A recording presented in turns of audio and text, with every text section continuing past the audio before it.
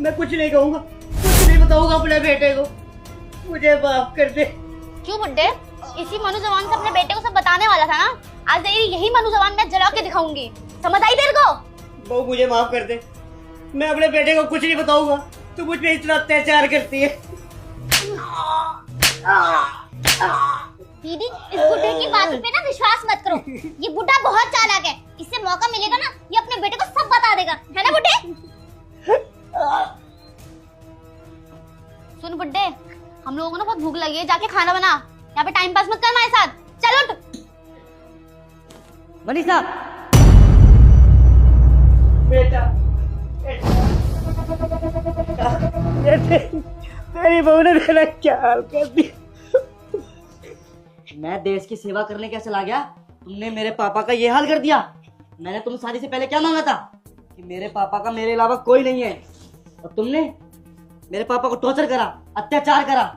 मुझे क्या लगता था मेरे पापा वहां से खुश रह रहे होंगे, खुश रह रहे होंगे। तुम्हें बिल्कुल शर्म नहीं आई। मेरे पापा की उम्र का लिहाज तो कर लेती थोड़ा सा भी। हट। रोहन, तुम तो 2 दिन के बाद आने वाले थे ना, तुम आज कैसे आ गए? आने वाला तो 2 दिन बाद ही था। मैंने सोचा कि तुम लोगों को सरप्राइज दूंगा, और मैंने क्या देखा, यहाँ तो मैं ही सरप्राइज हो गया कि तुम मेरे पापा के साथ क्या अत्याचार कर रहे हो, उनको मार रहे हो, पीट रहे हो। मैं तुमको इसलिए शादी करके लेके आया था यहाँ पे कि तुम मेरे पापा को मार सको, पीट सको। नहीं रोहन, तुमने जैसा देखा वैसा कुछ भी नहीं है। बस करो मनीषा, अब तुम्हारे ड्रामे और दिन तक नहीं चलेंगे। क्या कमी छोड़ी थी मैंने प्यार में, तुम जो इतने दिनों से ये सब कर रही थी मेरे पापा के साथ। हाँ किया मैंने सब, मेरे पास और कोई ऑप्शन था नहीं।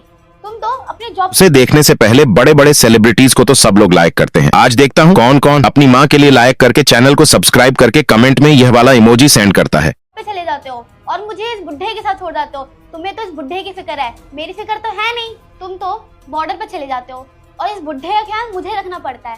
तुम्हें पता भी है कि मैं यहाँ पे कैसे रह रही हूँ। इसको खाना दो, बर्तन करो, ये करो, वो करो। ये सबके लिए थोड़ी ना मेरे माँ बाप ने तुमसे शादी करवाई है। मेरे भी कुछ सपने थे कि मैं इस घर में शादी करके आऊंगी तो रानी की तरह रहूंगी, पर इस बुड्ढे के चक्कर में मैं रानी